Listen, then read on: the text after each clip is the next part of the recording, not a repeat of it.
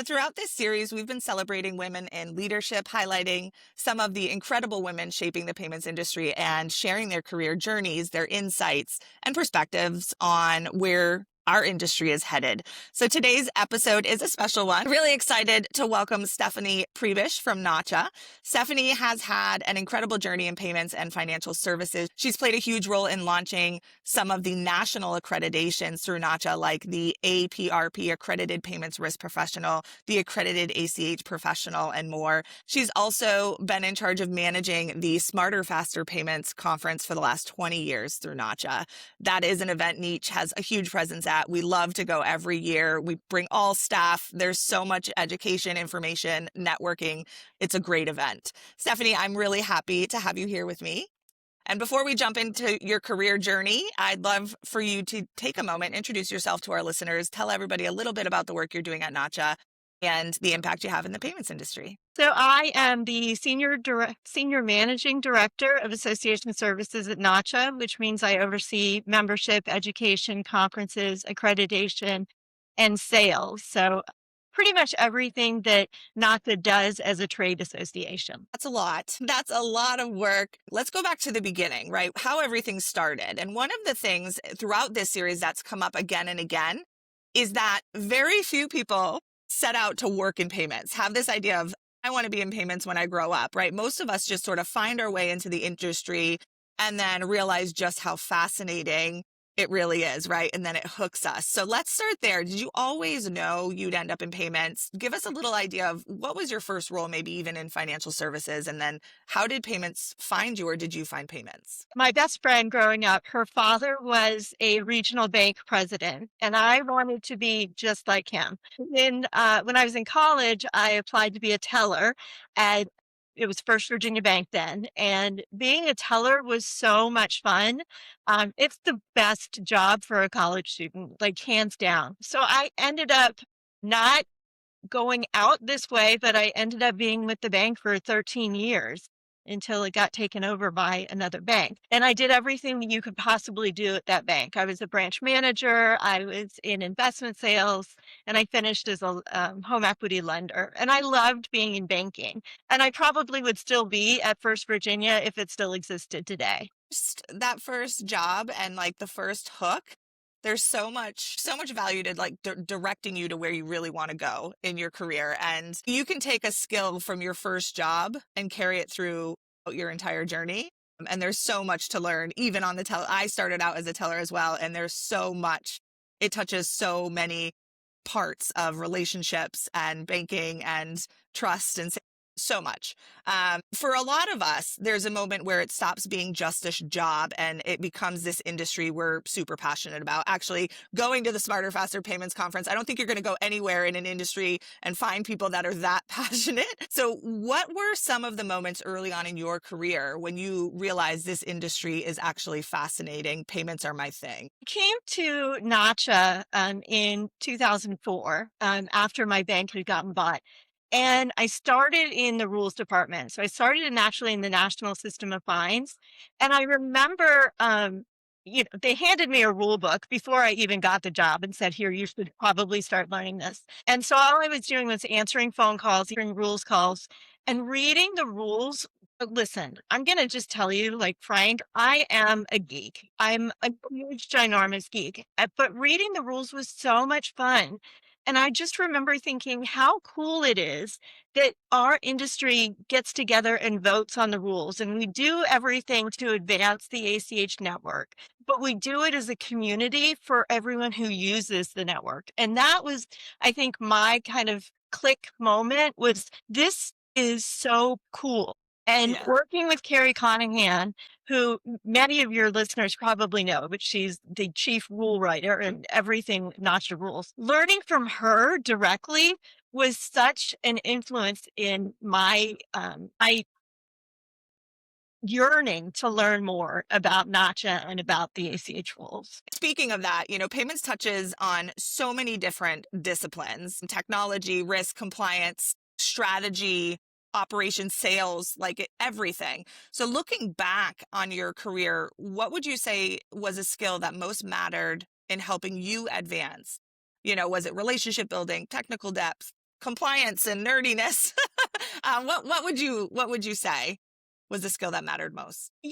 I think that relationship building is really important because we here at Nacha, we really rely on a lot of our members and volunteers to help us advance the work that we're doing. And I was able to really forge these relationships with the folks at Niche, the other payments associations, the, direct members. And learning from them is so important because that leads me to help my people learn. So, I work with so many volunteer groups, the Conference Planning Committee, the TPI Board of Regents, the NACHA Board of Directors, the, AAP Blue Ribbon Panel. All of those are made up of the volunteers that we've developed through relationships.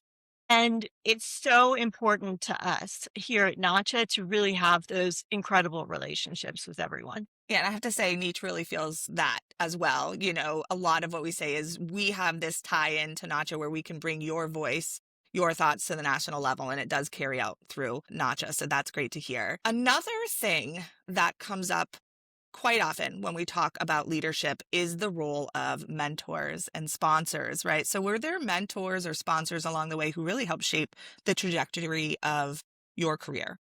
Yeah, I mean, going back or to the bank even, I had a boss there who was so supportive of me and just, she really let me kind of spread my wings and do whatever I needed to do to get the job done. Having that kind of mentor, somebody who really trusted in you was so important to my development. But then you get to Nacha, and like I said, with Carrie Conahan, Deborah Shaw, who hired me.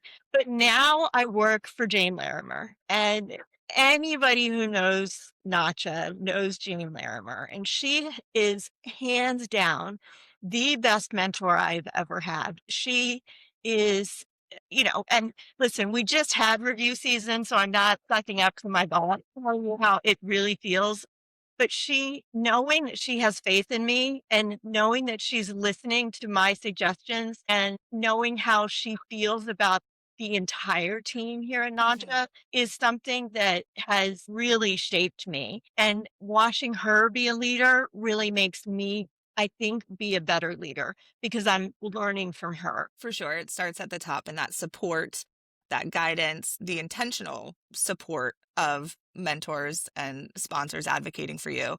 It's a game changer for people in their career. Now, you kind of touched on this a little bit, but now in your leadership role yourself, the dynamic shifts a little bit. So how do you approach mentoring others who are coming up in the payments industry?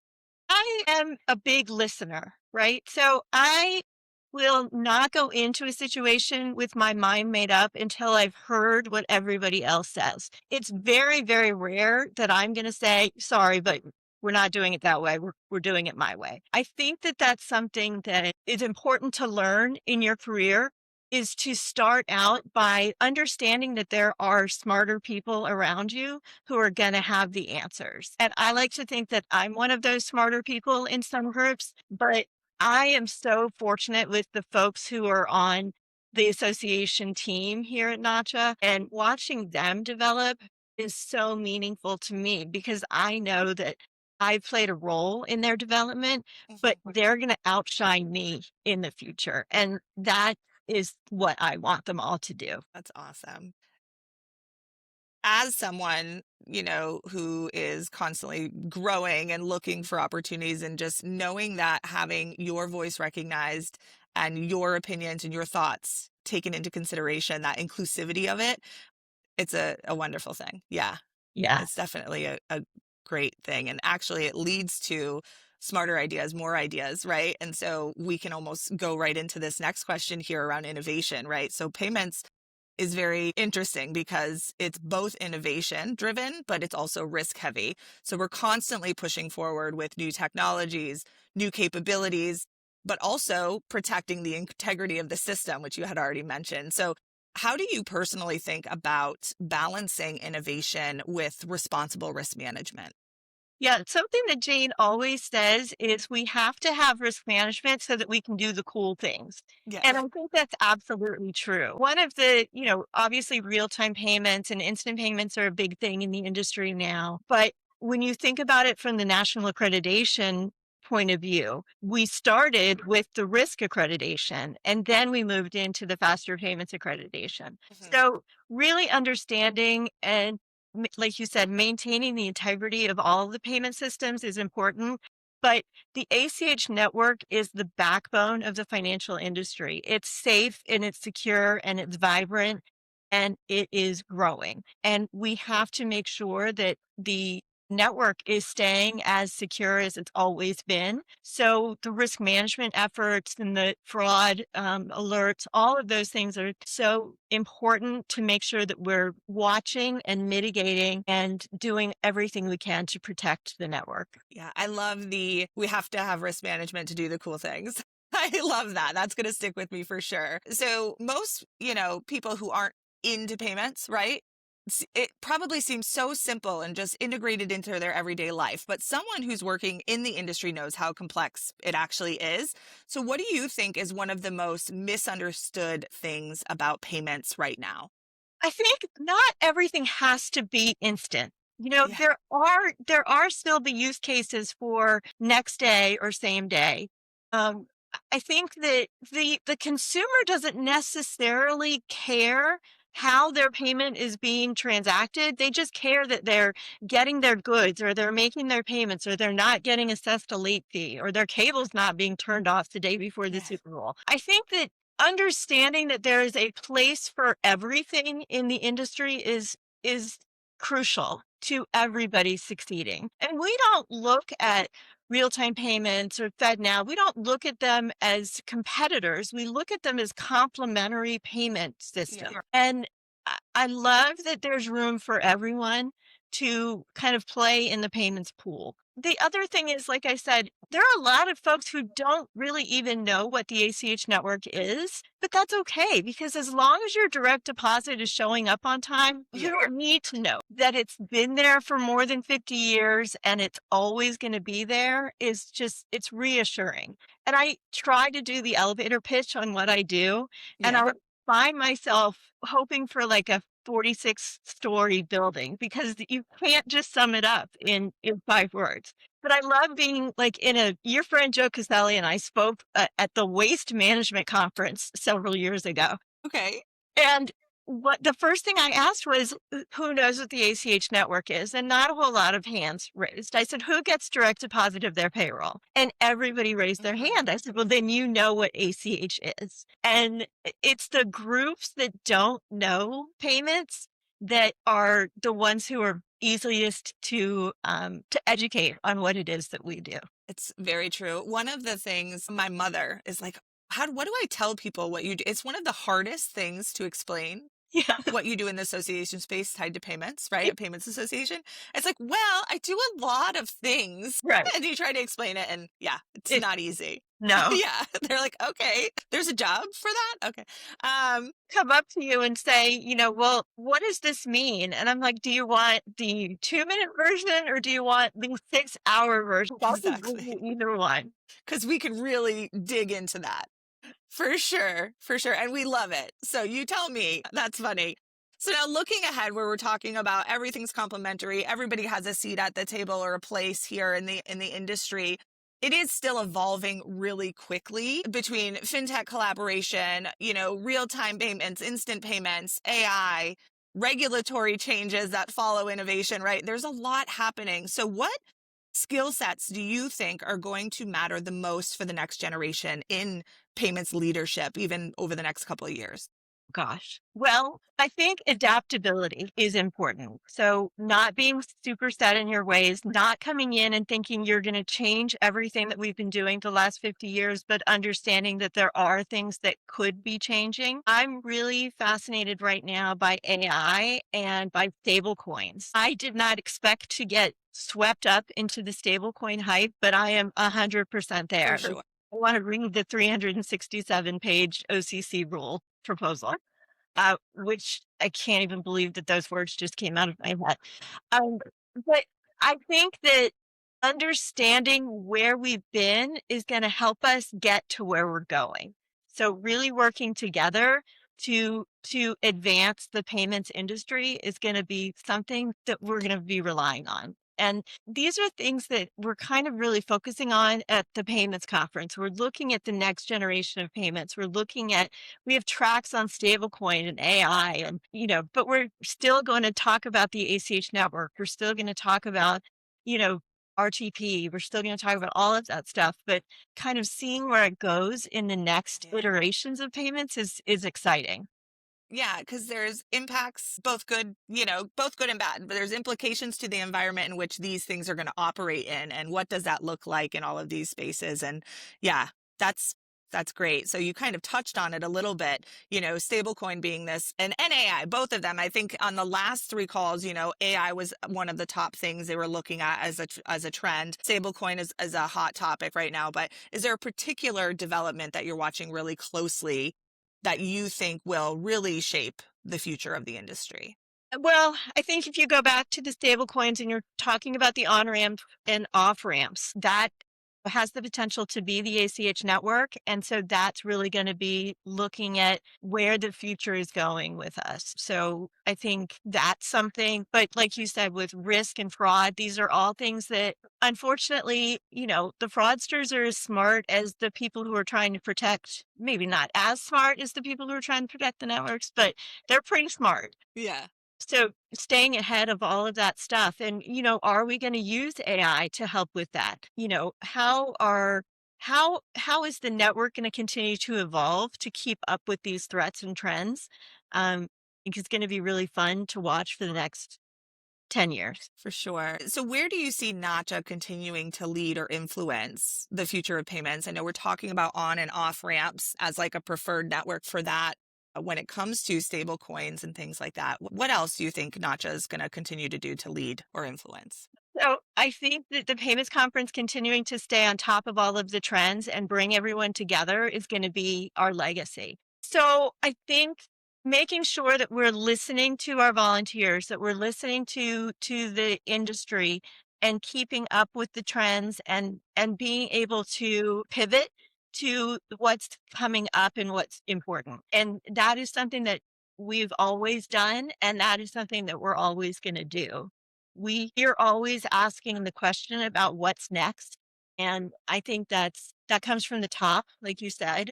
Our executive team is always looking and always doing strategy sessions on, what's keeping us up at night and how can we make sure that the ACH is staying as vibrant and as continues to thrive. I'd love to end with this. If you could give one piece of advice to the next generation of women entering the payments industry, what would that be? Find a mentor, find somebody who is an influence on you. And it doesn't always have to be a super positive influence.